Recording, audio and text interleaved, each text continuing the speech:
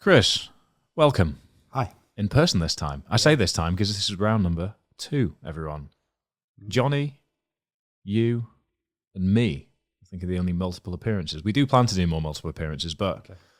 I'm honoured. Welcome back. I'm honoured. I'm not in-house, and I've become the.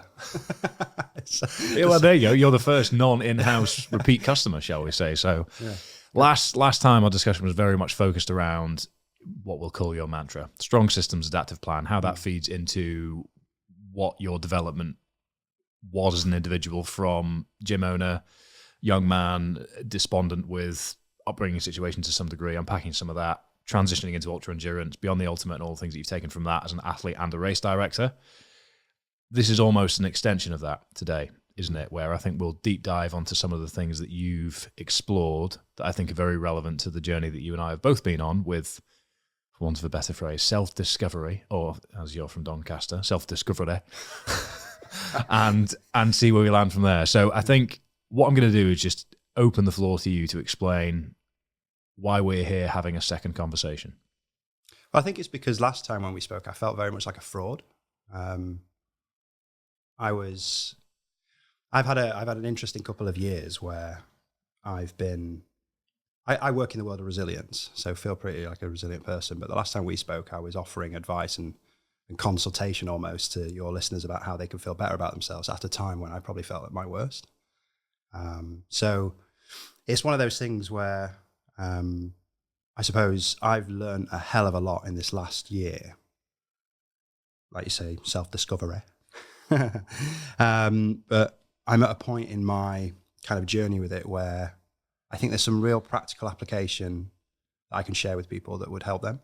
The stuff I've learned is almost, I think, it's hard to understand why it isn't taught. Like in my mind, it unlocked a whole load of things, and I just don't understand why everyone is not shown that or taught that, because it was a world-changing view, really. So yeah, that's why I'm back. Where has the lessons, the teachings, where have they come from? Well, I think I hit my lowest point in my life. I think I got a diagnosis of PTSD in the June of last year, and it explained a lot of my behaviors and a lot of my thinking and a lot of my the way that I was treating others and myself. And to try and solve that, to try and come out of the other side of that, I had to deep dive into what caused it, what it was, and how to get out of it. So I learned a hell of a lot about stress, a hell of a lot about burnout, a hell of a lot about how you build friendships and keep them, all those kind of things that it just ended up being this really, really raw journey where I had to build myself back up, basically. What was the breaking of the inertia? How did you get that ball rolling? Because a lot of people listening, some people listening, a lot of people I've spoken to over the years definitely find themselves in a position, myself included, where you're accepted with, you're faced with the reality you need to accept, but there's no obvious roadmap, stepping stone process through it, which means that you then get into this sort of perpetual cycle of desperation, stress, and spiraling downwards as a result of not really knowing what direction to go in. It took me a long, long time to even acknowledge how bad the situation was, as I sort of was the 2p piece going down that fairground thing to the bottom. And I think, as you said, coming out the back end, I think what I really want to kick off today's conversation as, or with rather, is actually the simplicity that can come from going through this process, and then how that can be a toolbox that you carry with you at all times to be better prepared to be resilient or tackle X, Y, and Z, or be less affected by a phone call that pisses you off or whatever it might be. So how did you break the inertia to get that process beginning? Well, to give some context to it, I had been through some really stressful periods of time. So to fly through it quickly, 2019, me and my partner lost a baby. We went through that kind of journey that's quite common. I think you find out how common that is when you go through it. There was a genetic abnormality with me that I had to kind of learn about and accept that there was a lot of guilt on my side that was my fault for a while. And then 2020, I built a new investment team. A new team of shareholders basically at Beyond the Ultimate. And, February 2020, if people cast their mind back, there was a little thing called a pandemic. And that just ripped through my company. I did an international events company. I went from, a very exciting time of building a new team and 2.0 in the company to surviving, to just keeping it going. We've got 400 contractors around the world. Every one of those was looking at losing their job. Those shareholders were my friends. They specifically said, I've got the money to give you, but not to lose. And within 2 weeks, it was gone. And then all of the runners that had their money with us were also my friends. And I faced the stark reality that it could all go. Everything that I'd been working for that long could go. At that moment in time, a baby was also on its way. So we had the successful IVF journey off the back of that, which, there was a bit of pressure there. So that was in the February 2020. And by March 2020, I received a legal letter saying I was being taken to court for a woman that broke her leg on an event where I consulted with a household celebrity.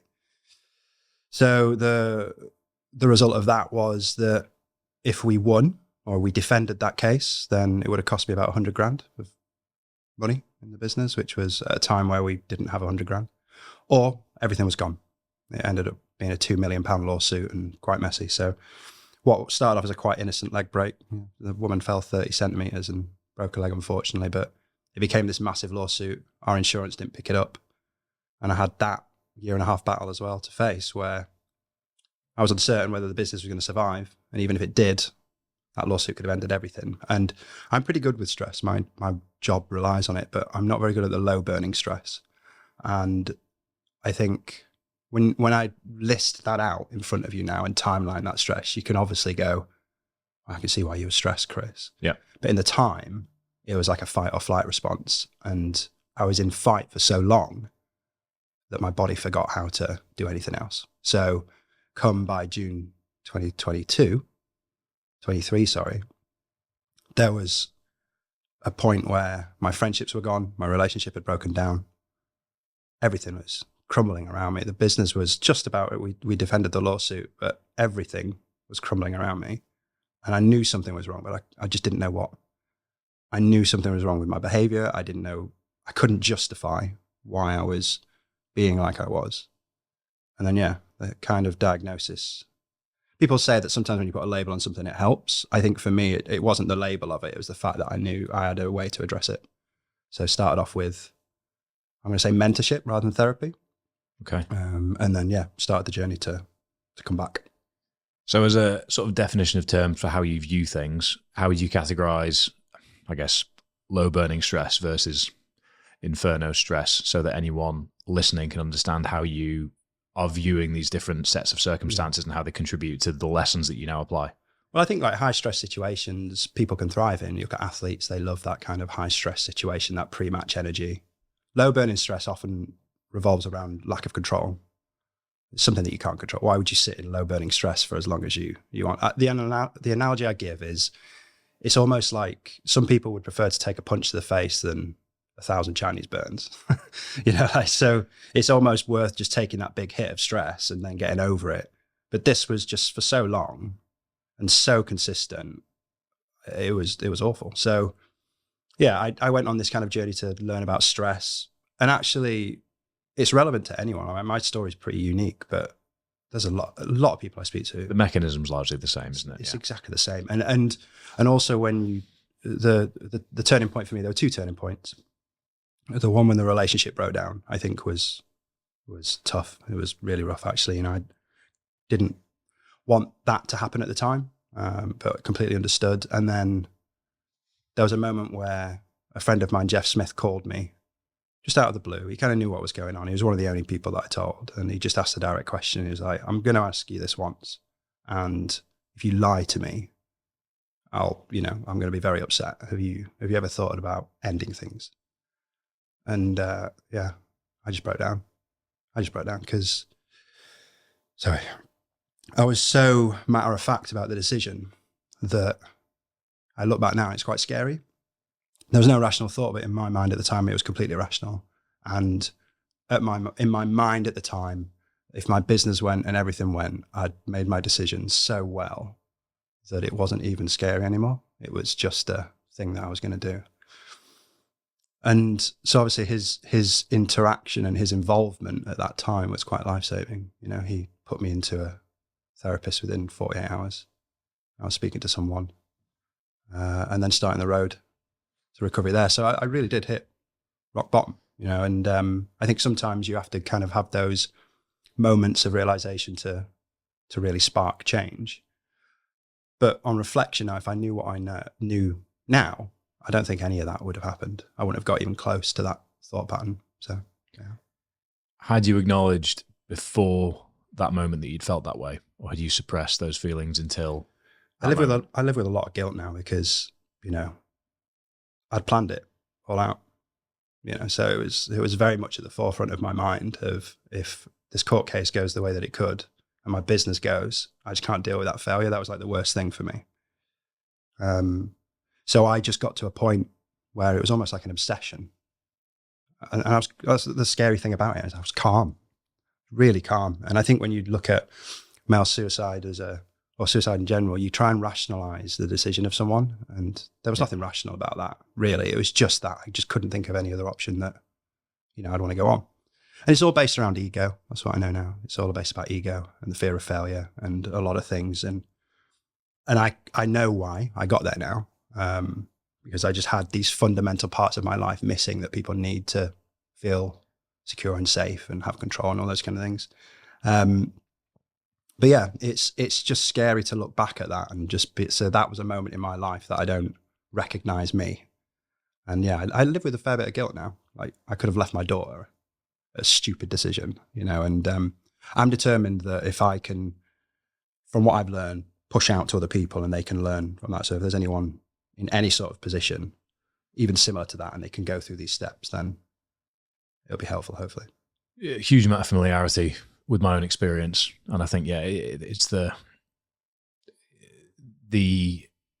line in the sand changes that you've highlighted are all trigger points in many ways. I think that's where, from what I've learned from managing people, managing myself, and sort of trying to spot signs and trends in how to look after those close to me. And from a research point of view as well, the biggest contributing factor to a decline in mental well-being, male or female, is a change, whether it is positive or negative.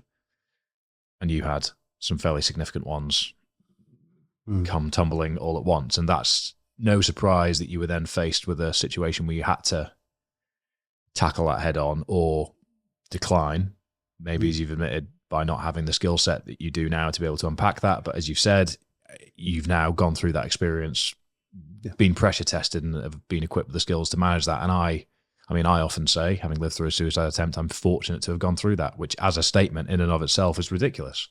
Yeah. But I'm very, very pleased to have come out the other side, and very fortunate to have come out the other side with a new lease on life, a new perspective on life. But more importantly, I've gone all the way to the bottom and had to sort of brick by brick understand, not just build, but understand the process of getting myself back to a healthy position where I can spot trends in myself, to some degree spot trends in others, but every situation is unique and individual. So why don't we break down that brick by brick process understanding for you that followed next? Because I know that you've been quite methodical about it now. Obviously, there's been a returning to your sense of self, and now there's been a bit more of an academic phase-by-phase process that you can apply to things. Yeah, so I think like one of the things I've been conscious of is that I've been through a lot of life changes, and I'm as happy as I've ever been right now, and I'm as in control of my life as I've ever been, and my relationships with everyone are as good as they've ever been. But I wanted to just give it time to make sure that it wasn't a fluke. You know, like everyone's seen that breakup guy or that girl in a breakup who's pretending they're fine and they're not. So, you know, it's been a good 8, 9 months, 10 months where I've been systematically developing these concepts. And I work quite well with like a visual structure. And the chap that I first met, Graham, he was really refreshing because he didn't want to unpack. He didn't want to basically be a therapist. He didn't want to unpack my future and past and all that kind of stuff.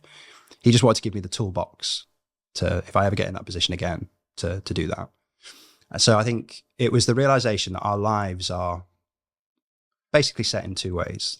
They're based around the micro decisions that we make every day, the little decisions that we make, reflect on what's going to happen. So that could be like simple things like, are we going to get up and exercise that morning? Is going to probably affect how we feel, and that's going to probably affect how we speak to people that day and all that kind of stuff. It's a silly micro decision, but actually might have a long, impactful result on your life there. And there's also, it's almost like the weather. You can't control the weather, but you can have the right clothing in place. You know, if it's raining, you can have a waterproof and an umbrella to make sure that when the weather is bad, that you've got the tools to protect yourself from it. So it was establishing that some things in my life and some things in your life can happen without you asking for it. And they tend to, I don't know why the universe does it, but they tend to be chained. They tend to come the more than one. But also our micro decisions that we make and the way that we react to stuff has a massive, profound impact on how we deal with them. So what we did was we kind of laid out what people need in their life to feel good, to feel like they're the best version of themselves. And if you imagine a ladder, the two rungs at the side of a ladder, and then each step, it's structured like that. So you make decisions in your life that are based on fitting this ladder model. And the first bit, the bit where you put your hands, is the emotional intelligence, the intelligence to recognize that something's wrong and you need to change. Now, there's lots of people that know that something is wrong, but they can't just put their finger on it. So you might recognize something is wrong in my life. I don't know why, but I'm losing my friendships. I don't know why, but I feel rubbish. I feel sad. I don't know what the change is, but just recognizing that that is there and that something is wrong. Step one, you're done. And one of the most important things that you start then, that first rung of the ladder, is security and feeling safe. And that's different for lots of people. For me, it was having a safe space where I felt I could shut the door and be safe. My reality at the time was I worked from home. So my stress, the court case was all online. It was in COVID. So the high court case battle that we went through was in my lounge with my 6-week-old crawling around my feet. The relationship was breaking down. So it just wasn't a safe space. I had nowhere I could go where I could feel safe. And in fact, actually, when I went on the races in these stressful situations, I felt relaxed because it felt like a safe space for me. And I just couldn't figure it out. My fight-flight response was all over the place. I was just constantly in fight. So having security is the number one thing that we should be trying to make decisions around, of like, how can I, if I haven't got a safe space, how can I feel safe? And it can also lead into financial security as well. Scott Galloway does a hell of a lot of work on this, like the algebra of happiness and the algebra of wealth, of financial security just being an underpinning thing that can make us happy. It's one less stress. It leads to other things. So what decisions can I make in my life to make sure that I feel secure, I feel safe, and that I just have that one space where I can break from the world and recover? Because if you haven't got that, you're going to decline. And the one that's linked up to that is control. So once we've got that, it's control, of getting control of a situation in your life. So in my case, little things of security was changing things around at work, that I was a bit more financially secure. I'd been decimated, like my financial position was all over the place. What can I do to sort that? What can I do to take work out of the home? That's quite easy. Not have a laptop in the house. It was a huge one for me as well, personally. Yeah, you're sitting in my solution. Yeah, exactly. So all those kind of things, they're all micro decisions. That it seems, how do I stop, the reality was, how do I stop these suicidal thoughts? Stop working at home. Well, that surely isn't it. So it's not that. It's loads of things, but that's going to definitely help. Control was all about getting control of my emotions, my reactions to things. Sometimes you can't control a situation. You've got to live in that. That court case was out of my control to a large part, but I could control the way that I was behaving and the way that I was presenting myself. For me, there was a complete lack of presence with people I was around because my mind was distracted. So control for me ended up being exercising. I ballooned up to 96 kilo. I used to walk around at 77. So running wasn't fun at 96 kilo. I was out of shape. I was really unhealthy. Couldn't run for a mile without stopping. Couldn't do a press up. Like, that's how bad I'd got from being a professional athlete to that. So it was all about gaining control of that situation, gaining control of my life, and just taking those little fundamental steps to build in that kind of plan again to gain control of just the little things, and making sure that I've got that lined up. And then the third one, which follows that, is status. And this is a big one for me in particular, is you need to feel important. You need to feel valued. I think anyone that's going through a tough time in their relationship probably doesn't feel valued. It's just the nature of a relationship breakup. But for me, I didn't feel valued at home. I didn't feel valued in the relationship. I didn't feel valued at work because the performance of the company was bad. There was a few kind of frank conversations that were had. And your status, your feeling of importance is crucial. And I think for guys in particular, if a guy feels important, it's almost a validation. You know, it's something to get up for in the morning. If you're feeling like a good dad, you'll be a good dad. If you're feeling like a good brother or partner, you'll be a good brother or partner. So micro decisions based around that. You know, if you're not feeling valued, if you've got friendships where you're not feeling valued, if you've got relationships where you're not feeling valued, you either fix that or you remove them. In my case, I didn't have to. My relationship broke down, and I have a great relationship with my ex still. You know, we have a child together, so we worked really hard to secure that. But for me, it was just about bridging friendships that I'd lost for, you know, being that person again that people would come to for advice and things made me feel important. So those are the three things really for me that was the start, making micro decisions around that. Safety, control, and status. And once they started coming into place, my life started changing and I could look further up the ladder. But I think they're fundamentally the three that people need. Everyone needs those first three, because if you haven't got them, you're going to really struggle with the top section. They all look differently for each individual, I think, is the key. But yeah, the components and mechanisms at play of each, yeah, I would agree, all fit into part of the puzzle that we need to navigate as individuals to be able to better understand ourselves and how we apply ourselves to certain situations. Micro decisions are huge. And ironically, for the past 2 or 3 years, I've been really finding myself sometimes in a bit of a spiral of frustration at this. Best example is post-double brutal, September 22. Very, very long ultra triathlon in Snowdonia. In my head, I was a triathlete. I lived in a certain way that had got me to that event. There was then a bit of a down period, and then I went back into being who I was, quote unquote, which was the person that trained in a certain way day to day and did X, Y, Z. But I just couldn't find myself getting back into a rhythm because all of the little micro decisions I was making on a day-to-day basis were aligned to a new version of myself that I had discovered along the way during the process for training for and executing the double brutal. But because I was still stuck in this identity mindset of the past, and because it was familiar, the micro decisions I was making on a day-to-day basis were serving a different purpose, even though I was acutely aware of the purpose that was the person that I actually was. The reason I was holding on to that is because I had a place on the Norseman bucket list race. Really, really always wanted to do it. Still want to do it. I said no in the end. It took me 3 or 4 months to actually decide, you know what, you are working harshly against who you actually are and how you want to be on a day-to-day basis. And you just need to take the hit on this one that it's not the right time. And all of the things I was doing on a day-to-day basis were small decisions that I knew weren't good for me. And the steady decline that I can now objectively track backwards to when I had a very harsh conversation with Johnny that was me sort of erupting in terms of confusion and frustration at why the fuck can I not train effectively and get excited about something I'm on premise excited about.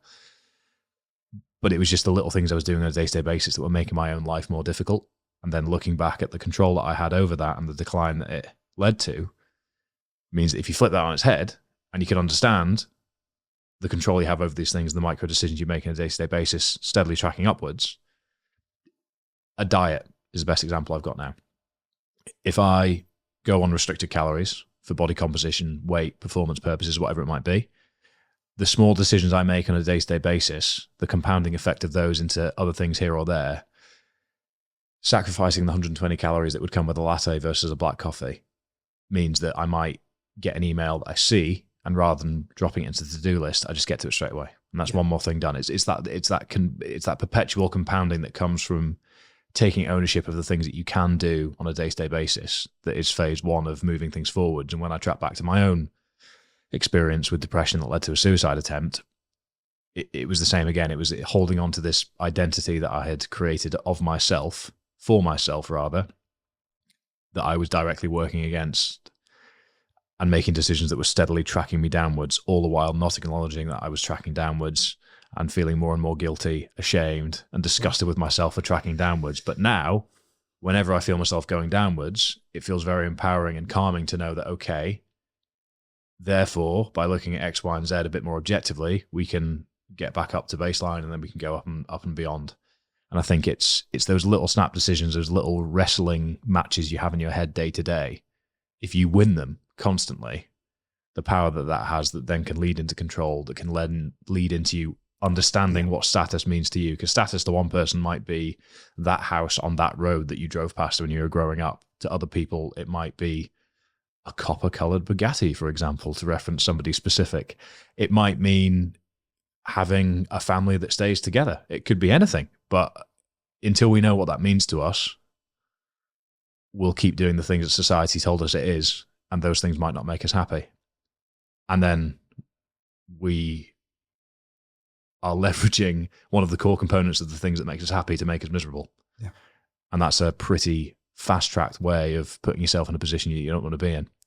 I think in your case, like listening to that, the next rung on the ladder is actually where you would probably find a lot of solace in doing. And I was there too, and it's ego.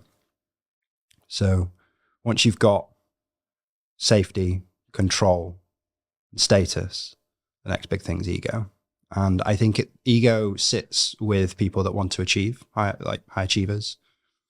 And it's not to be confused with a negative trait like narcissism or anything like that, but the way that you view yourself and you want others to view you massively affects your decision making. So like in that case, you want to do these things and you address the reason why you're doing them, and you just can't figure out why you can't get motivated to something. It's probably because your fundamental reason for doing those things might be at the time flawed. Yeah. So with ego as well, it's all about understanding that sometimes, even if you work for yourself, there are people that can do your job. You're invaluable in the business often, but actually there's probably fundamental parts of your job that other people could do just as well, maybe even better with a fresh insight and a bit of energy and a bit of focus, where for me, ego was pinned to every decision I was making. Like the thought of other people knowing that I'd lost their money and failed was the big thing. And, you know, we make decisions based on our past. You know, I touched on that I came from a pretty rough upbringing, and a lot of my ego is attached to that. You know, I want to prove to people that I'm not that person and that I'm a success, and everything I'd worked for was going to go. And I guarantee you probably can't pinpoint an end goal or a milestone that means that you'll have ticked that box. No, but you know what? I don't think you need an answer. You don't need an end goal, but you just need the right reasons for your... It's perfectly fine to say to yourself that you want to be a high achiever and achieve, but why? You know, I want to do it because I want to be the best version of myself. And I think I got to a point as well where it's like I could decide what person I wanted to be. Was I going to be the guy that spoke to my daughter and said, oh, I used to be the guy that used to do these cool ultra runs? Or am I going to be the guy that still does them? You know, am I going to be the fittest dad in the playground? Am I going to win on sports day? You know, these are the kind of, it felt very much like I was at a crossroads, and ego to me in that sense was, I want to be fit and I want to be healthy because I want to be able to pick her up when she's 5 and 6. I don't want to lose that ability. And I could feel my back tweaking, and I could feel me just not moving like I used to and stuff. And there was 2 decisions to make. I either continue down that path and accept that that's me now, and I'm not a runner and not an athlete, and I just sit on that side of the fence, which is the easy route. Or I drag myself up and I take the hit when I go for a run and I can't run, and I get annoyed at myself because I've let myself get to this point and I've let myself go, and I'm not running anywhere like I used to be. I'm this big fat fuck that, you know, hates himself now, to realize that it's my ego. It's my ego, and I just need to tell it to shut up. And I've been through a lot, and no one is going to be relevant to me or, you know, be able to relate to that in that fact. So just get on with it, and just micro decisions each day. Like you say, for me, it was a case of just have a good breakfast and have a good Monday. If I have a good breakfast and I have a good Monday, then the rest of my week's set up. If I was to hypothetically open a can of beer and have a kebab on a Monday morning, the rest of my week's ruined. So my whole decision was wake up on a Monday early, go for a walk and have breakfast and hydrate. And it was the simple things: hydrate, keep eating well and often, and move often. And all of a sudden, I'm back now at 78, 80 kilo. I'm as strong as I've ever been. I'm running because I love to run, not because I want to. I'm back on for world record attempts and all these kind of things, but because I want to, because I think it's cool, not because my ego. So once that's in line, I think and people are heavier on these rungs than others, dependent on their life situation. You develop from the next point into privacy. And this one could be a massive thing for someone. Like, privacy is important, especially if you're going through something that makes you feel ashamed. It wasn't a massive one for me. It's important to me now that I'm dating and all that kind of stuff. I'm back in the single world, and privacy is important. I want to make sure that I'm not gossiped about and things. But I imagine for people that have been through a messy divorce, I didn't want other people knowing mine and Claire's business. I didn't want them to know why we broke up and all that kind of stuff and the ins and outs of that. But I imagine if you've been through quite a public ordeal, privacy is going to be really important to you. If you've got a bit of a status around you that people know you are, then you haven't got privacy, you need to control it. We kind of skipped over that because it wasn't a massive thing on I had privacy. In fact, actually, I just locked myself in a room and no one really knew what was going on with me. So there wasn't too much to address there. And then one more up, you've got teamwork and community. And I'd isolated myself. So I spent a lot of time building my community back. There's a running community that was really passionate about what I do, and I kind of went back out and got into that. And just friendships, working actively on friendships and making sure that my community was there, that I was talking to people, letting people know what I'd been through, so they understood why I was doing that. And I'm still doing that now. I went to London and I caught up with 3 people I've not spoken to in a year because I booked them in to just speak to them. Just because it's important, just to have that community and network around you of people. For me, I'd moved to an area where I didn't have any friends that weren't connected to my ex. So I went out and I joined new running clubs and rowing clubs. And, I got 2 birds, 1 stone then, and built that team and that community around me. That there's power of the pack, isn't there? There's power in the group and accountability when you're there. You're accountable to turn up to a session if you've booked to run with someone and all that kind of stuff. So there's that. And then the final one is purpose. And some people find this quite early on and need that purpose to drive them through the ladder. But for me, I think it's only a pure purpose when you've got to the top. So if you've got all of these rungs secured, if you've got your status in check, you've got your ego in check, you're, secure, your teamwork and communities around you, then you can really think about what your purpose is. And I've got to a point in my life, I'm closing in on 40. Financial security is pretty much there. It's getting there. We've got a couple of years to reach out of COVID. And I'm starting to really think about what my purpose is. And I think, and I'm becoming incredibly passionate about it now. I've figured it out. And I think it's because my purpose is to dive into mentorship. I think that mentorship is a dying art. We've lost that ability to be mentors to each other. And I think if there's more of that, then all of these questions about what masculinity is and what this is and what is kind of irrelevant, because I think we're hardwired to have mentors in our life, but don't. Anyone that hasn't got a father or a mother growing up can easily have a mentor, and it can be fundamentally different in their life.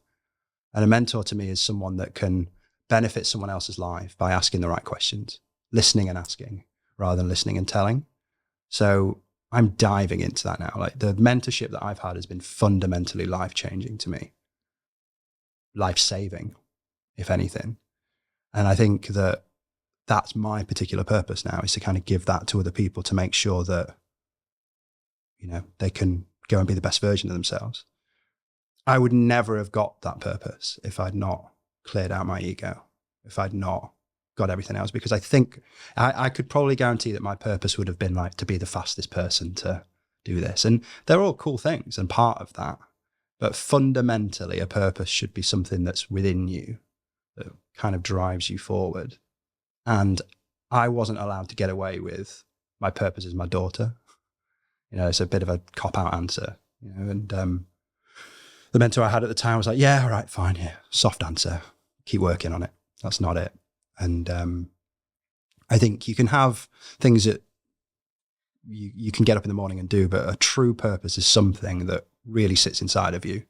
And I think for you don't need one all the time, but if you get one and you're satisfied with it and you think, yeah, that properly excites me and I'm in, that your ladder's secure. You've built your way up through this system and you're now evolving into the best version of yourself. So yeah, that's the ladder. How do you reconcile a relationship between ego and purpose from the mentorship and wanting to fulfill that role for other people in relation to the potential proving yourself element that you've referenced with your own relationship with your father as a mentor growing up? Is that something you've tackled head on as a relationship, or are they intertwined? I don't know is the answer. I'm still figuring it out. I think there's a lot of stuff that I'm still working out, but I think the position I'm in now is that, and it's refreshing, is that I can make decisions in my life that serve me best. And I think that's where we should all end up. If you can come to a decision or something in your life is presented to you, maybe nothing is presented to you, but you can make an active decision that brings control to your life, because you can say, does that benefit my security? Does that benefit my ego? Does that benefit my things? Then you are many steps above most people that are kind of wandering aimlessly through this world at the minute. And I think that's the key to it. For me, I think we all do, when you're in business and working for yourself and trying to perform at the top end of being an athlete, there's got to be some level of narcissism. There has to be. Like, you look at a comedian, there's some level of narcissism, an actor. And I suppose for me, I'm just in this constant battle of, what is best serving me in that purpose? What's best serving me for my purpose, and what's best serving that narcissist? Am I doing this world record attempt because the narcissist wants it? Am I doing it because I think that it's going to build my platform to allow me to have conversations with people like this on a wider level? And I can check in on that. I can check in on, is it that or is it that? And it's definitely the latter. It's definitely, this is a really cool way for me to build my platform, to do something cool, to push myself and test myself and build out. And so all the little relationship issues I've had in the past and stuff are kind of irrelevant. They're kind of irrelevant because it's all about like what my direction and purpose is going to be. And they're ultimately data points as part of the bigger learning process that now means that you are equals here, essentially. And unfortunately for me, that, what makes me happy is unusually insane endurance stuff. It's very inconvenient to be wired that way, isn't it? Yeah. Have I ever told you about the Mikey effect? No. Okay. The Mikey effect. So okay. This is a fun one. So I lived for a while in a town called Peniston. Peniston. Okay. Yeah. And God, I hope he doesn't listen to this, because I tell a lot of people about the Mikey effect. But there was a chap called Mikey who I was in the pub one day. It was a Saturday night, and Mikey's in there every Saturday. Loves his life, like works Monday to Friday, gets his cash, goes into the pub, and he's smashed. He's loving life. He's bopping around all over the place. The local burger place has got a Mikey burger because he grabs it on the way back. Everyone knows who Mikey is. He makes everyone laugh. He's a good, he's just a solid guy, and he loves his life. It's simple. He loves it. Never moved out of Peniston. Don't think he's ever been out of it. Going to the nearest town, Sheffield's a big journey for him. And I just turned to my mate one evening as I was looking at him going, I'm really jealous of him. I'm really jealous I have to do all this stupid shit to be happy. I'm really jealous of it. And I don't know what's going on in Mikey's life. I don't know if he's happy, but there was just this fundamental thing of realizing that, I can't help that I need all this stuff to be happy. But I think now it's just a case of, at that moment in time, that was very much the case. I was just kind of wandering from challenges to races, kind of trying to become happy. And now I can look back and go, it's just because I like this stuff. There's nothing wrong with that. And actually the reason I'm doing it now is because I have genuine enjoyment and get the good stuff from what endurance sports offers. I think that's where a lot of people go wrong. Again, I don't want to sit here all high and mightily pretending I've got any of the answers, but I think from conversations I have, from people we have in here, for run clubs, for athletes we speak to, for conversations like this that I have, from the petri dish of people I've been exposed to where these conversations have been had, a constant seems to be those that fight against that innate understanding of themselves are the ones that end up in a bit of a slippery slope situation. And I mean, for me, great example, powerlifting. I was a powerlifter by definition. I stopped enjoying powerlifting, but I was a powerlifter. So I started saying no to playing golf with my friends. I like my friends. I like playing golf, but I didn't play golf because I had 220 for 3 sets of 3 on Monday, and I didn't want 10,000 steps in me on the Sunday. And it's knowing internally that I was doing the wrong thing, but following plan A, path A, was what actually started to affect me and put me into a bit of a downward spiral. And I think that that's internal, but in a lot of people's lives, it can be external, whereby it might be a partner, it might be a family member, it might be a colleague, essentially using their worldview as a frame of reference, or society's worldview as a frame of reference as to what you should be doing or what are the things that should be making you happy. When in reality, I think that's completely unique to every single individual. Definition of happiness means whatever it needs to mean to the person that needs the definition. But I think the beauty of it is that it's an answer that can be discovered and one that evolves. But so many of us don't even consider the question. And it took me a really negative experience to even start thinking about who am I? What does it mean to be a man for me? What do I want to achieve? Why do I want to achieve it? And how does this relate to my overall happiness, purpose, and sense of fulfillment? And it took me a suicide attempt for all of those things to not be aligned with just a traditional linear current account, exam result, job promotion related curve that had been presented to me, and I didn't know any better. So I feel very fortunate to have sort of been presented with the question to try and go find the answers, and I've got a better understanding. I don't feel I've got the answers in any way, shape or form, and I feel like we're describing the same thing in many ways, but I think it's so difficult to go looking, because Mikey's very fortunate that essentially that's a conventional way of existing that he has found total peace and contentment in. But if you're, but it's not forever, right? It's not forever. No. And that's why I put that premise on there. Is I don't know Mikey. Yeah. You know, I'm looking at the visual of him. He might not be happy, but I think it was just that simplicity of his life that was there. And I think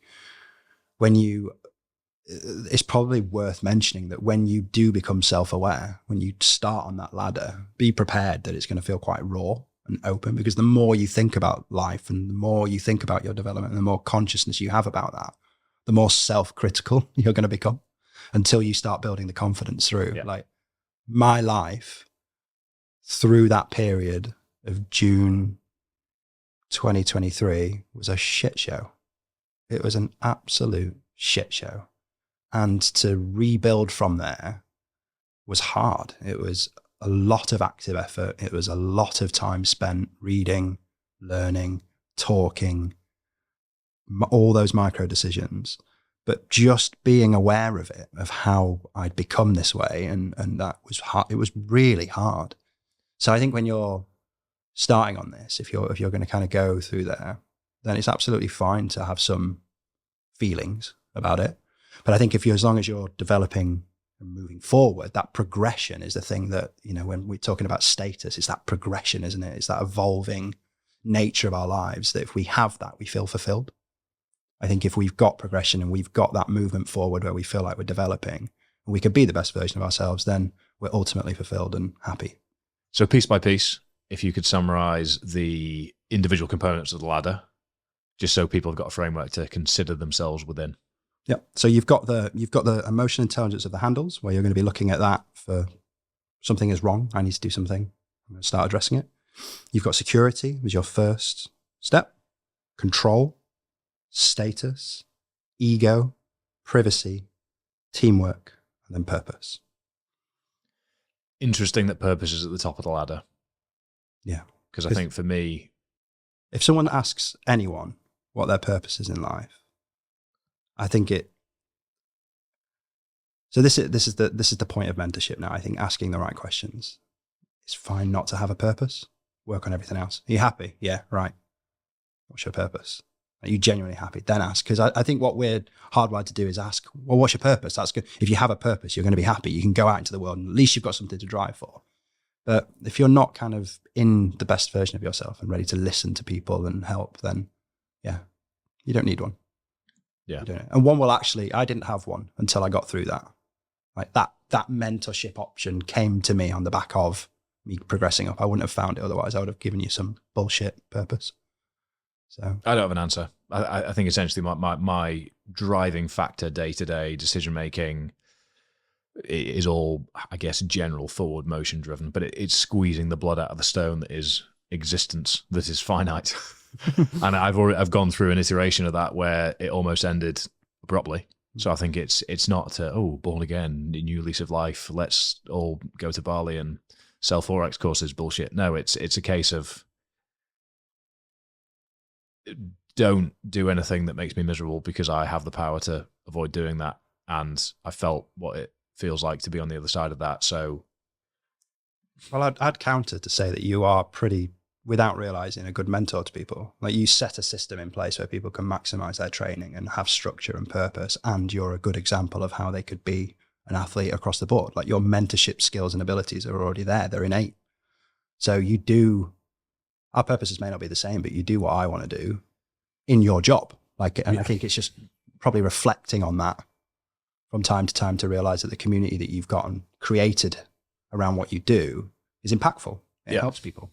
They become better brothers, dads, sisters, mothers. And it's easy to forget that. Selfishly, that's what I'm trying to do with all this. So with it being downstream for others is fantastic. But I think, look how that sounds as a purpose when we talk about it. Like my purpose is to better people's lives sounds a lot better. It's simple, and simplicity is I think a core component of happiness. But yeah, the other day I found myself just sort of really trying to reflect on the question, and I think to be a future, do the work now that I can to be as excellent a father as I possibly can be in the future, if fortunately that becomes the case. And honestly, I think I'd like to get to a point where I can be safe, secure, and content enough where I can just contribute to some sort of emergency services on a call out basis, and just sort of do that, because I feel it simplifies life down where if I can tolerate the complexity for X amount of years and then find simplicity and contentment in a situation, then I'll have done it right for what I feel serves me well. And again, at the core of all this, and I speak about this quite openly, but it's becoming more and more challenging due to the nature of social media content creation. It's why I'm so grateful that I committed to YouTube hard, because if I was just Instagram focused, I think I would have lost my head by now, because it's so vapid and superficial for the most part, or it's going in that direction. I very much try and not get sucked into that, but it's hard not to if you're in that world. And it's the second that I make a decision as to what I'm training for or what I'm doing or how I focus my time for any reason other than it feels exciting and fascinating to me, I failed. It's game over. Yeah. As soon as I do something for commercial gain or because it's marketable or because it's what I feel will serve the echo chamber of fitness in this part of the world best to sell X, Y, Z or any of those things, game over. Yeah, but I think look at that as a thing of your ladder. If it's helping your financial security, there's nothing wrong with that. It helps you become a better. You can be the best person you want. If this thing isn't earning money, then you're not going to help many people, are you? No, but it's. I know. Norseman, great example. I know if I'm training for something for the wrong reasons, it will make me miserable quickly. Well, I think if you finalize everything, and this is the point, I'm now at a point where I'm trying to give back and donate my time to do that. I think there's a reason that you get people get to their 40s and 50s and 60s and start giving back to things. Like, I think it's because they have financial security. They don't realize it is, but they have financial security. They've raised families and they're looking for that purpose that's bigger than them. So that's why I think when you go to like Mountain Rescue, a lot of the guys there and girls are 30, 40 plus, because they've some of them honestly, some of the most inspiring people I've ever met, some of the people I respect more than anyone on this planet, look at Mountain Rescue, just hearing their individual search existence. And rescue, all that kind of stuff, and people that donate their time, or even it might not be donated, it might be paid, but they're serving others. I think it's because there's steps on the ladder for them are solved, and there's plenty of people that have a clear defined purpose, but then all these, I mean, it's also worth mentioning that I've mentioned a linear progression, but at any one time one of those rungs can crack.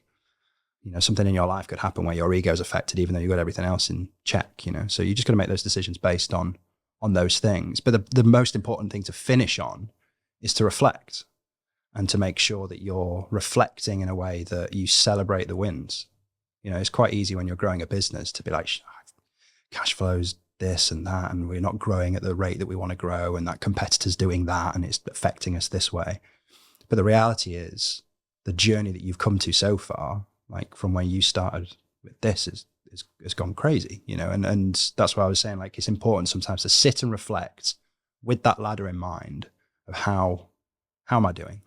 What wins have I got, and how do I stand above other people? And, how do I, not to compare yourself to others, but what do I do right? What have I done right? And what have I done wrong and learned from? I think if you can view that in a non-punitive way as well, then that's a great opportunity. It's again, if you can make yourself vulnerable by assessing where you can do better and not thinking, oh, you're a fucking dickhead for not doing that better, but thinking, right, okay, why could that have been done better? What's within my control to make that better? And then use that to your advantage to move things forwards. That's where things can really start to move forwards. But I think to finish, because I think it's important for anyone that might feel in a bit of a more irrational state of mind, as we've both been in ourselves, and probably aren't immune from finding ourselves in again at some point in the future, is the handles on the ladder, the emotional awareness.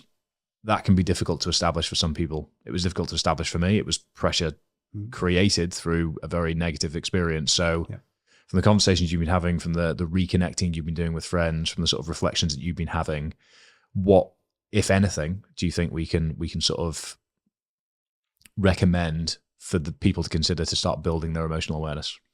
I think, and it's important to realize that I was, hands on the ladder without addressing it for about a year and a half.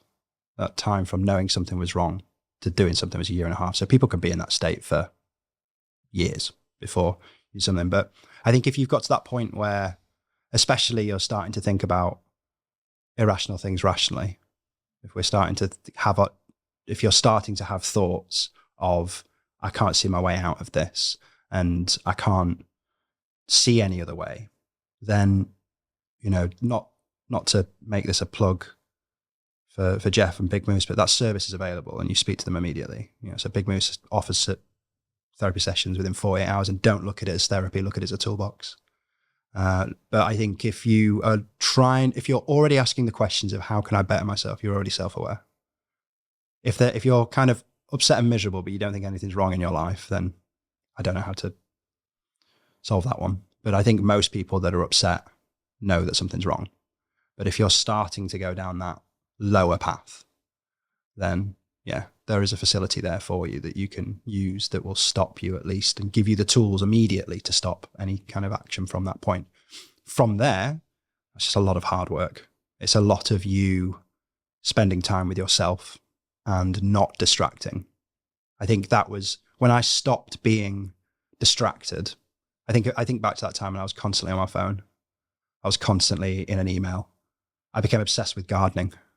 I don't like gardening, but I just became obsessed with it because it wasn't real life. And the second I got rid of all those distractions and sat with myself, and I think I lost that because I couldn't run. I used to do that a lot when I ran. So I just went for a walk, 2 hours, no music, just sit with yourself, sit with your thoughts, and eventually some stuff will come out.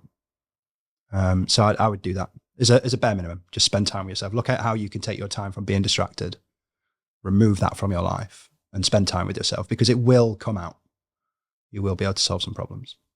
I agree. That was a key turning point for me originally, was dog walks without headphones and phone when I got the pig dog who you've met today.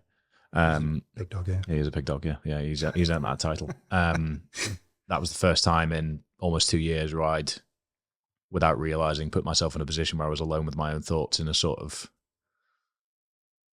non-chaotic sense, because I was doing something, walking the dog, but without realizing it, I was taking myself away from all the things that were overbearing. And my recommendation, as always, is not to get a French bulldog to solve your problems, because they're very expensive these days. They fart all the time, which people don't tell you on Instagram.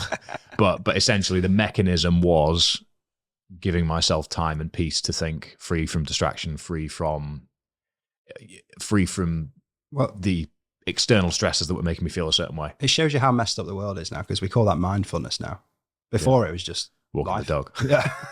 Yeah. You know, like, But there was again, so much time where we spent with that. Even if you go back, like I'm of the, how old are you? I can't remember.